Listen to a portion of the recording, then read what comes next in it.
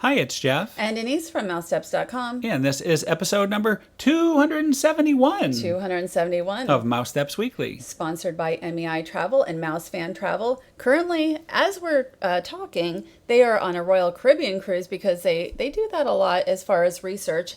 And today, the Disney Cruise Line had announced itineraries. And this will be 3 weeks. Right. This is 3 weeks recording behind. this well in advance. But fall itineraries for the Disney Cruise Line were announced, and there's actually a lot of exciting ones. So even though you're listening to this a couple weeks after they actually are bookable, definitely check that out. Go to MEI Travel and Mouse Fan Travel and sign up for their newsletter to get all the latest news. So we're going to start off this show at Disneyland, California, the original theme park. And we keep moving around here as far as where we're going, but Disneyland, I'm hoping we'll be going back in June, but we'll see. But here we just wanted to talk about characters today because Disneyland does things with characters as far as how they meet and greet often that is very different than Walt Disney World. Right, and we're going to show unscheduled random character appearances at Disneyland, and you just saw Belle and the Beast. And Gideon is here, and we're very different. Like we have the characters who come out at times at Epcot, and that's usually where you'll see them. But Gideon was just, moseying strolling around. along. There I am, yeah. Taking some photos. And, and they usually are very often walking around. We have Alice and the Mad Hatter here in their Alice in Wonderland ride. Yes, I was trying to get them to go on the ride, but they did not have time. They had to have a tea party, and that's what you're seeing here. And sometimes they won't really stop too long for photos and such, but actually Alice and the Mad Hatter are usually pretty good about that. But like Gideon just kept going. Right. Well, Gideon had places to be, I guess. I think so. And I saw penguins, and I don't think you had seen them, but I didn't see that the evil queen was walking around. And actually Snow White. I was trying to warn Snow White about the evil queen's apples, but the queen had none of that. And I don't even know where I was at this time. Like I had gone somewhere, and then you were like, Snow White and the Queen went by. I think you were taking a picture of the castle. I probably was. Speaking of pictures, I love this picture of yours. Well, Gepetto was waving to Monstro. I love it. So, only at Disneyland will you see something like that. And he actually stopped for a second for a photo, which was really nice, but I had to kind of run in front of him. And Gepetto does come out on a regular basis at Disneyland Paris, but it's nice to see him here at Disneyland. Right. And I think with Pinocchio at Disneyland Paris, we have seen him many times. And there is Princess Tiana. This reminds me, I was looking through some CDs of photos I have today, and from almost 10 years ago, the Showboat Jubilee, yes. the Princess Tiana Showboat Jubilee, which was fantastic, and I think was at both parks. But this is the Mark Twain, and she is on that for the duration of the ride to meet guests. I think that's the perfect location for her to meet. And sometimes Dr. Facilier has met on the boat and also on the boat dock. And Princess Tiana is not always on the boat. I don't think I've ever seen her on the boat, but you'll see her kind of around New Orleans Square, sometimes on the boat. And Dr. Facilier we've seen on the boat dock as well. So now hopping over to DCA, and speaking of hopping, it is Oswald the Lucky Rabbit, one of my all-time favorite meet and greet experiences. And he's there a lot, but there's no specific time, and a lot of times there's not a line allowed either. He sort of is just roaming. Well, he doesn't roam too far. He's at the front of the park. And so I didn't even realize until somebody mentioned it recently that he's not on the schedule. So you don't know 100% when he'll be there. There's Hortensia. He has an Oswald and Hortensia there. And we'll be seeing, hopefully, Hortensia at Disneyland Paris. Hopefully we have already seen it. Like 2 weeks ago. Hopefully. And but Oswald, some friends of ours had said, I think that they didn't even see Oswald when they visited. Right. But we usually see him all the time. So you just never know. And here's a very animated Daisy Duck in a very nice outfit there. And they have all the different characters, like you have Mickey and Minnie and Daisy and I'm trying to think who else, Goofy, who do meet at Buena Vista Street. So now let's talk a little bit about Marvel characters. When we were at Disneyland and recorded all this footage, it was the Black Panther meeting, but it was just the Black Panther. That has now changed. Right. The Black Panther is now with the Black Widow, and I actually haven't even seen photos of them together yet. It looks very similar, actually, almost exactly like we've seen, just with the two of them. Well, it'll be interesting. If you haven't been to Disney California Adventure recently, there are so many Marvel meet and greets now. You've got Spider-Man, you've got Captain America, you've got Groot and Loki, which we I didn't am looking see Loki. for. Well, Loki hadn't started yet. I cannot wait to wander around because Loki, I hear, is roaming and he roams into trouble. So I will encourage him when we're there. I thought Loki had started before we went, but we never saw him. But there are so many, also Star-Lord, and I don't know if Star-Lord and Gamora actually meet or if they're just doing the show, but Groot meets afterwards. Yeah, the very tall Groot. Oh, yeah. So there are just so many different meet and greets, and that also, if you go over to Disneyland, like Rey just started over in the Star Wars Launch Bay area. So there are so many different characters to meet now. And here is our meet with the Black Panther. And I like that he was sort of hiding right behind the door. That was the benefit of being the very first guest of the day and to meet him. And I would suggest that if you're wanting to meet the Black Panther, and I'm assuming Black Panther and the Black Widow together are even more popular, get there at least a half hour to 45 minutes before the meet starts, and it'll be the shortest possible wait to meet them of the day. And while we're talking about this, we should have already started the Marvel Summer over at Disneyland Paris. Yes. So we'll be able to talk a little bit about that. They're going to have a terrific show over there. Not as many meet and greets, I don't think. Not too many meet and greets, but... We will be at the very first Marvel character dinner over there at Disneyland Paris, and we'll be meeting Spider-Man in his shiny Avengers outfit. That should be interesting. And but they have a show that's supposed to have drones inside, so that will be fun. That sounds awesome. I can't wait to check that out. Speaking of Disneyland Paris, our good friend Curious Axel usually reports from Paris, but here he is at Walt Disney World, and he's going to tell us all about 1900 Park Fare, the character breakfast experience. So here he is, Curious Axel. Good morning there. We are here at the Grand Floridian, and for once, not in Paris, but here right in Orlando at Walt Disney World. And I'm taking you guys with us to have the 1900 Park Fare breakfast. Come, let's go check it out. I think this is one of my favorite places to go to get breakfast when we're there. We try to see and taste different things along our visits, but this is one that always comes back. I don't know why. I think not for the booze, especially on that cart, but just for the atmosphere, and I think it's a really complete buffet. I mean, look at that breakfast pizza. Can you imagine anything better? Mickey waffles all over the place. A breakfast at Disney World cannot be complete without Mickey waffles. Let's be clear. And if you want to go on the healthy side, there's options there. You know, I think the combination between the fresh, the warm, the cold, those eggs Benedict are really good, by the way. I think this is one of the things that keeps us coming back. So for us, when we go, we do take a bit of time. So when we enter, we're mostly gone for about, well, I would say an hour to 1.5 hours at least, because you can take all the time to taste and to see anything. This strawberry soup is very unique and is really nice. I cannot drink a lot of it, but it's really nice just to taste it. And I mean, if you have all those choices, you can just take your time at your ease, try everything they have, and there's still enough time to see all the different characters, because of course there's the food, but I think that the characters, the interactions are, especially the ones here, one that we like a lot, because you do not have your basic princesses. It's like Alice in Wonderland. This is so nice to chat with. Even Mary Poppins. I mean, the Mad Hatter. Can you want anything more? That combined with the amazing food they have, I mean, this makes this place worth it for us. Because even though we have been, I think, each visit to Walt Disney World, it's something that it's on a to-do list. So if you haven't done it before, I would really suggest to go and try it out. I mean, it's the whole mix. And I think of a breakfast buffet, this is definitely one of the better ones for us, at least, because you get all those basics. You get a lot of fresh things. They make your omelette right there. You can choose whenever you want.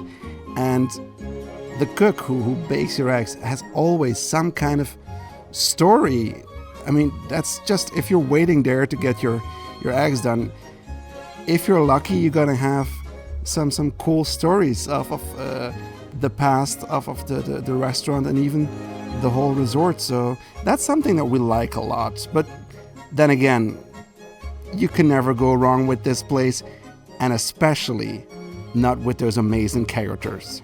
Oh no, we'll definitely try some same flavors. Yeah, and I think the birthday cakes should be a bit better and a bit bigger because that's only once a year. Well, if you say that to Mad Hatter, you can go back to dinner. Oh. They'll argue that since you have 264 adventures and you have so many of them, you should just have more adventures. And they should be given back because we have so many adventures. Could be. Doing good today? Having a bouncy day? Well, yeah, well, she's seated. They all left me by myself for my birthday, and they went to partying at the buffet. My birthday. Thank you so much. Hey, what are you going to do for your birthday today? Celebrating their unbirthday. Oh, cool. So why are you celebrating their unbirthdays on your birthday? You should be celebrating your birthday on their unbirthday. But we're all back. It's... Goodness. So you can just take his phone calls at the table. And he went for food. Better now he doesn't. He does. He does. Would you like to take a picture? Of course. And after all this breakfast goodness, we get our picture taken with Winnie. See you really soon.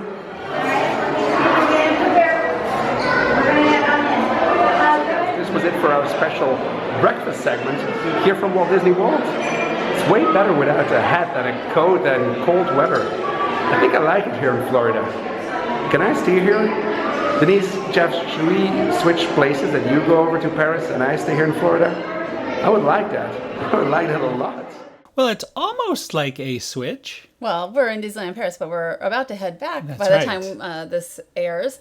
And I just want to say, like, that was a never-ending buffet. Yes, I am And stuffed. I haven't been there for breakfast in forever, although they used up this really good villains dinner like 20 years ago, which I enjoyed. But I always like the strawberry soup whenever we have had it. Oh, yes. And I want to thank Curious Axel. Be sure to check out his YouTube channel, Curious Axel, on YouTube. That was a great segment. So now we're going to talk all about our recent stay at Legoland Beach Retreat. Yes, we were there for an event and we ended up staying over.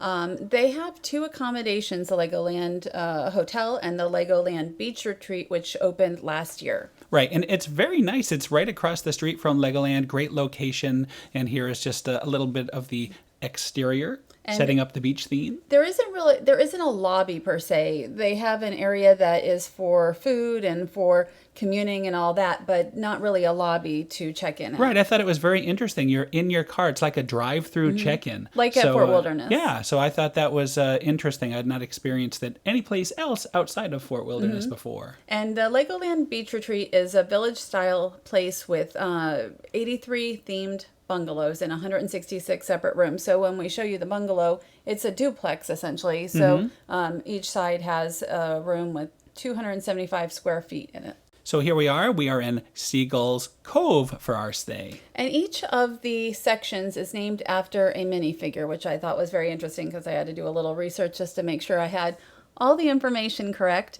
And we just stayed here for one night. And if you're staying here, I think they do, just so you know, like the trash and everything like that, like housekeeping every 3 days or so. So that was something of interest when I was doing my research. All right, so we're going to take a look inside our bungalow. Very heavily themed, and I think that is really the main attraction. Right. Well, certainly for kids, although we have friends who are two adults who prefer this to the Legoland Hotel. I actually prefer the Legoland Hotel to here. Not that they're both just very different. I like both of them. And so I mentioned it's 275 square feet. I wish it was a little bigger, but for the two of us, it was plenty. I think if you have a child in the other room, it's going to be a good amount, especially you have the kind of the patio outside and the playground.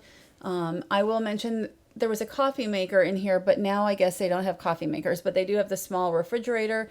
They left a couple of the apple juices and the Dasani waters. And they also left, we're going to show little bonuses, yeah, little toys bonuses. and nice things. So you're saying the coffee maker there is not to be found now? Right. I guess in the last couple of weeks they stopped putting it in there. I would have no idea why or if they're going to put them in again. So the TV I thought was nice. And just like the Legoland Hotel, it's like there's a separate room here, really just for sleeping for kids.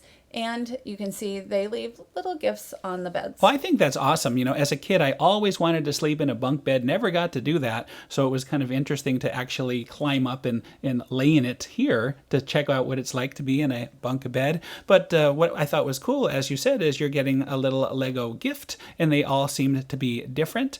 And a little card letting the kids know that the monsters are being fully kept away.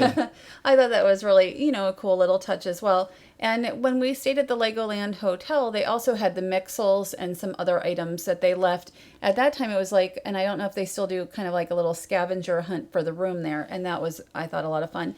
And they also leave some, I think they're the Duplo blocks for kids to play with while they're there. And here's a view outside of our bungalow, and it's a view of the pool area. And there is that box of Lego bricks to play with. Right. And I think that's just a nice little bonus. If you head over to the Legoland Hotel, they have like this big play area with bricks as well. And I think maybe in the restaurant area there might be some here, but just Legos everywhere. So if you love Legos, that's something, for the kids. Right really. down to the shower curtain. Yes. So we're going to take a quick look at the bathroom and the shower, and they do leave you with some shampoos and soaps, not Lego themed. No Lego themed. And a couple years ago when the Legoland Hotel opened, they used to have the Honest Company items, but I think it's a different branding now. So this is what the bathroom looks like, and it's ample for our purposes. And I just thought, this was a comfortable stay.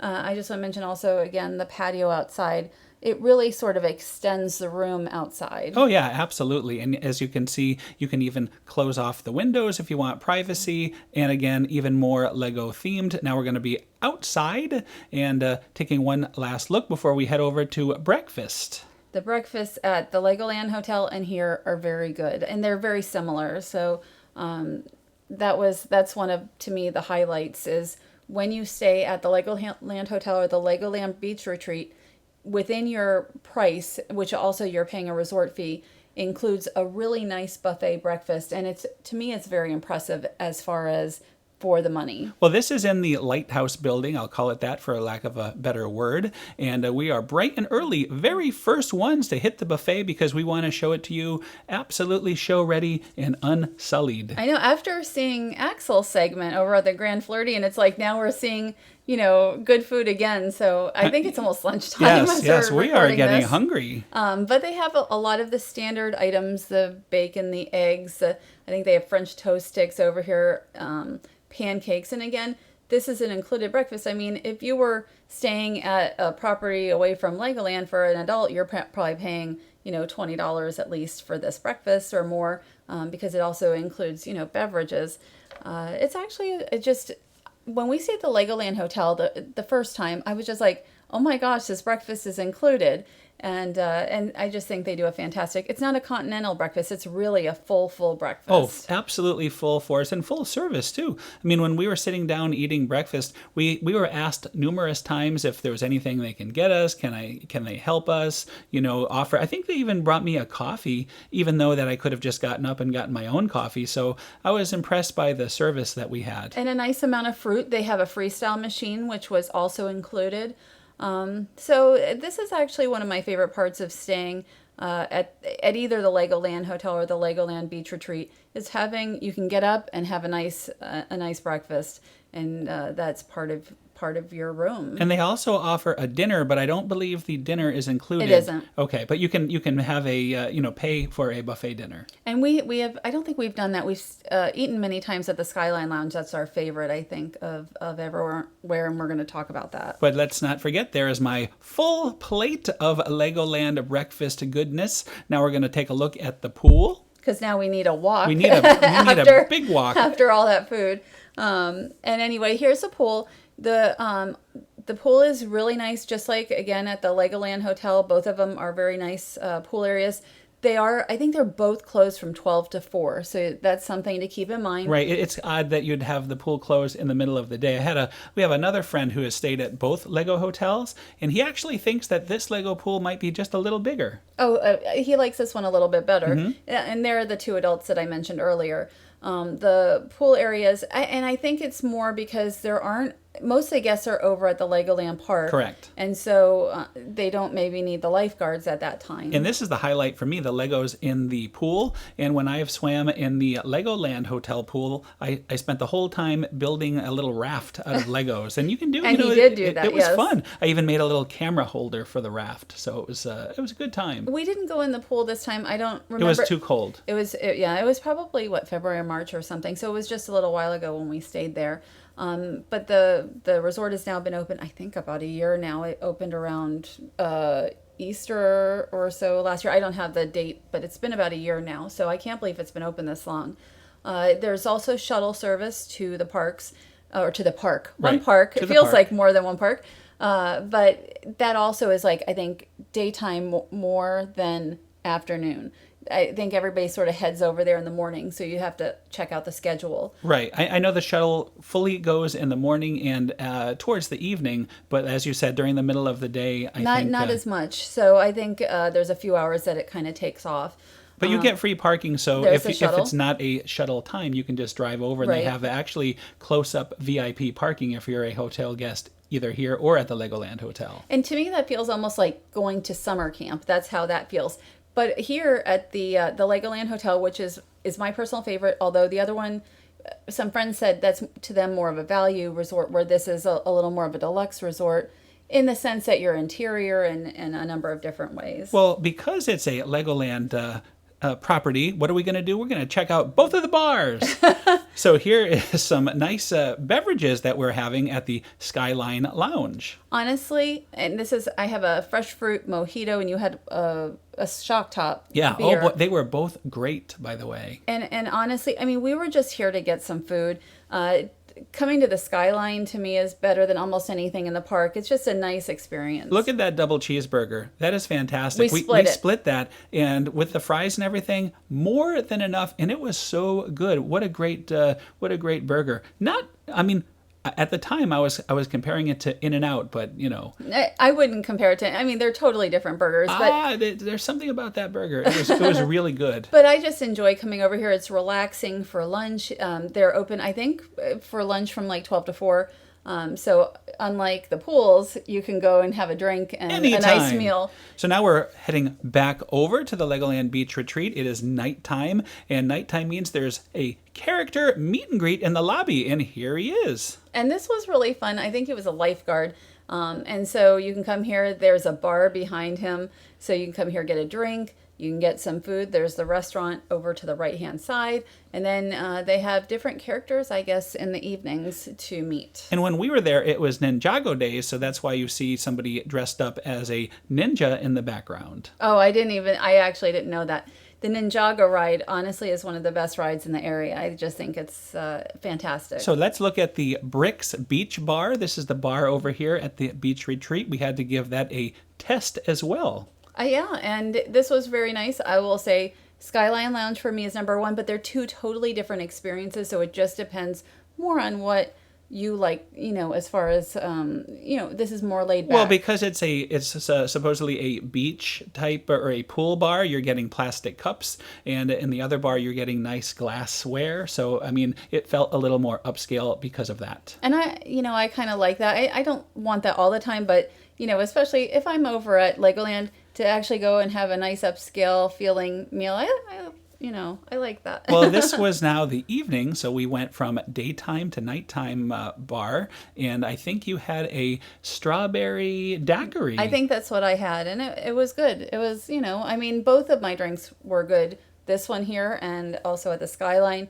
Of course, we had to test out the drinks. Well, this is just to show even adults without kids can go there and have a great time. Mm-hmm. And Legoland did compass a room.